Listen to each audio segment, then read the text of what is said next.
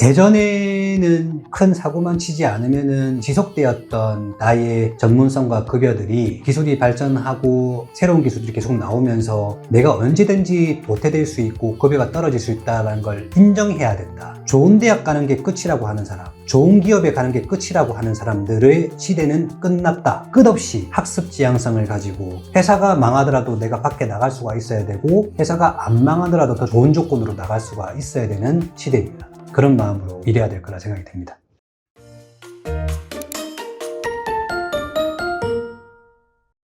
대표님 안녕하세요. 반갑습니다. 대표님 요즘 희망퇴직이라는 키워드가 굉장히 많이 보이는 것 같습니다. 네. 과거에는 이제 50대 부장님들의 이야기였는데요. 이제는 30대 주임, 대리까지 희망퇴직 대상이 되고 있다고 합니다. 심지어 뭐 대기업들이 수억 원의 보상금을 주면서 인력을 정리하고 있다고 하는데요. 오늘은 노동경제학을 잠깐 봐보셨던 대표님의 시선에서 이 흐름의 배경과 의미, MZ세대의 직장인과 취준생들이 어떻게 준비해야 할지를 좀 들어보도록 하겠습니다. 이번에 대기업들이 기성세대뿐 아니라 30대까지 희망퇴직 대상으로 삼고 있는데요. 과거와 어떤 점이 달라진 걸까요? 유추를 해보기에는 과거의 희망퇴직은 피크 포인트, 사람이 생산성이 가장 높을 때, 가장 일 잘할 때가 몇 살쯤일 것 같아요? 40대, 40대의 한 중반, 직급으로 치자면 과장, 차장, 부장 되기 전, 그때가 가장 일 잘할 때고, 가장 일 잘할 때인데 그게 피크가 찍고 나면 그때부터는 일을 잘하게 될까 못하게 될까? 못하게 되지만 못하게 된 사람들은 떠나지. 그게 명예퇴직, 희망퇴직, 40, 50대 정년퇴직하는 4호정 개념이었어. 예전에는 2000년대 초중반? 이때는 40, 50대 정년퇴직 느낌으로 가장 일 잘하던 선배들이 꺾일 때 회사에서 잘려나가는 거. 희망퇴직으로 퇴직금은 받지만. 근데 지금의 희망퇴직은 과거랑 달라. 내가 볼 때는 이건 다 AI. 왜냐면 아직 일을 잘할 나이대가 아니라고. 30대 후반이면. 그러니까 기업에서 경영 기획팀이 있을 거 아니야. 그러면 전략팀이 있을 텐데 그 전략팀에서 분석해보기로는 앞으로는 이 정도 인원이 필요 없다라는 걸 간파한 거야. 개발자들이 판교에 지금 나이 든 사람만 남는다는 말 들어봤어? 신입들 채용 안 하고? 그러니까 지금 30대의 희망퇴직은 과거의 희망퇴직과는 달리 AI의 영향이 크다라는 거야. 젊은 직원들이 뭐 갑작스럽게 희망퇴직 대상이 되는 건데요. 이런 상황이 조직 내부의 사기나 구성원 심리에는 어떤 영향을 미칠까요? 기업 입장에서 볼 때는 나쁘진 않을 것 같아.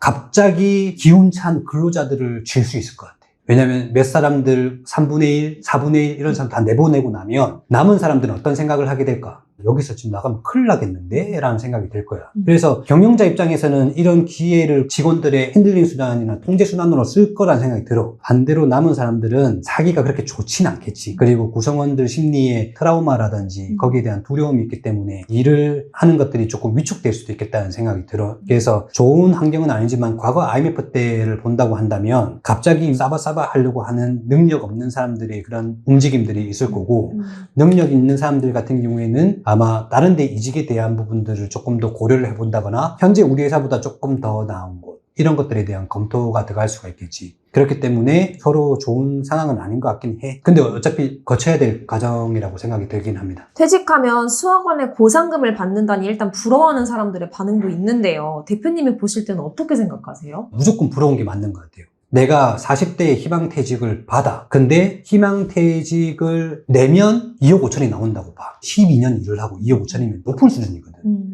2억 5천을 받는다고 쳐. 근데 내가 희망퇴직을 안 하고 이직을 한다 해버리면 2억 5천은 날아가는 거잖아. 이직보다는 희망퇴직을 하는 게 나을 것 같아. 다만 희망퇴직을 하고 퇴직금을 받고 나서 그 다음에 다른 기업으로 가는 게 어렵다고 한다면은 좀 힘들 것 같고 만약에 희망퇴직으로 퇴직금을 받고도 이직을 할 수 있다고 한다면 무조건 받고 나가는 게 최고의 선택인 것 같다. 근데 과연 희망퇴직으로 퇴직금을 받을 사람이 이직이 쉬울지는 모르겠어. 정말 잘하는 사람들은 이미 이동을 다 했을 거야. 대기업의 퇴직금은 정말 부러워해야 되는 건 맞는 것 같다. 해외 기업에서도 뭐 젊은 세대 희망퇴직 같은 흐름이 있나요? 한국 상황과 비교했을 때 어떤 차이가 있을까요? 해외 기업 같은 경우에는 미국, 유럽 이런 쪽이라고 한다면 희망퇴직이 아니죠. 전날 저녁에 메일을 보내가지고 그 다음날을 출근을 못하고 출입 금지가 되는 상황이기 때문에 우리나라는 전혀 상관 있는 이야기는 아닌 것 같습니다. 근데 지금 우리나라의 30대 희망퇴직은 기술 개발에 대한 대한 희망퇴직이기 때문에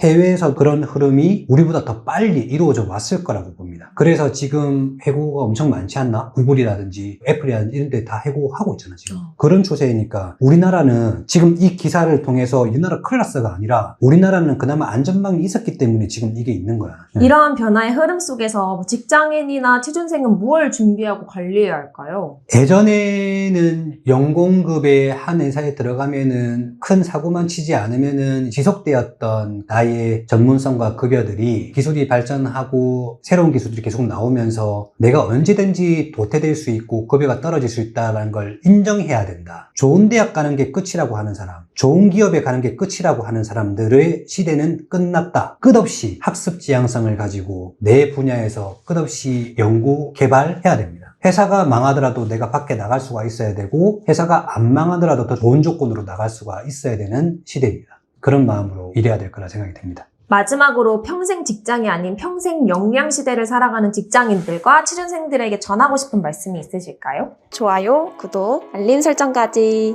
나도 걱정이다.